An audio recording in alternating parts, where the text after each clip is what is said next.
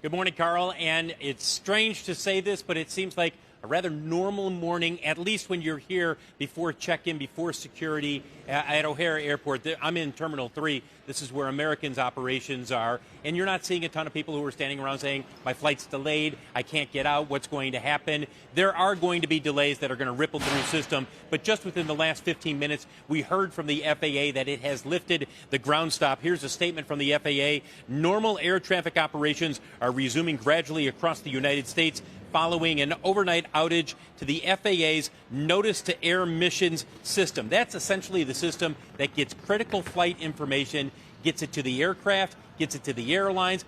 Every airline wants to have NOTAM up and working in order to function safely and as efficiently as possible. The FAA statement goes on to say that system provides safety information to flight crews. The ground stop has been lifted. The agency continues to work or to look into the cause of the initial problem. As you guys have been showing, and we have seen this morning, shots of various airports. When you take a look at their tarmacs, you're starting to see aircraft move again. I've checked in with a couple of airlines, 3 airlines, in fact, within the last 10 minutes, and all have said the same thing. We're starting to see flights go back, get ready to take off. It's going to take some time. You just can't flip a switch. Everybody goes out to the tarmac and everybody takes off immediately. So there's going to be a series of delays likely this morning.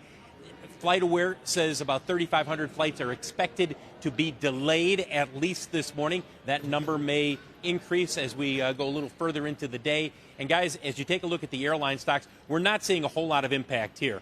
This is not an airline issue. This is not a case where the airlines, like Southwest after Christmas, had problems, and as a result, you saw the investors say, wait a second, this is going to cost the company, and what, it cost them almost $800 million, or that's the expectation from the airline.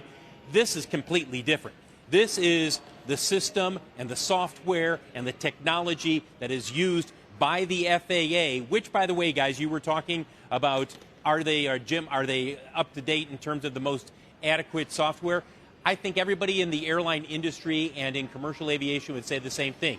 It is the best system in the world. It is a robust system, but it could be better. That's the most honest answer you're going to get in terms of the technology that the FAA uses. For a long time, Jim, I've done numbers of stories on this. I've talked with people in Washington about this. Everybody agrees. It could be better. But in order for it to be better, there needs to be the adequate funding put in place. And there's some of that, and the infrastructure bill will certainly help there. But there needs to be adequate funding put in place and a mandate, if you will, to go even further than what they have already.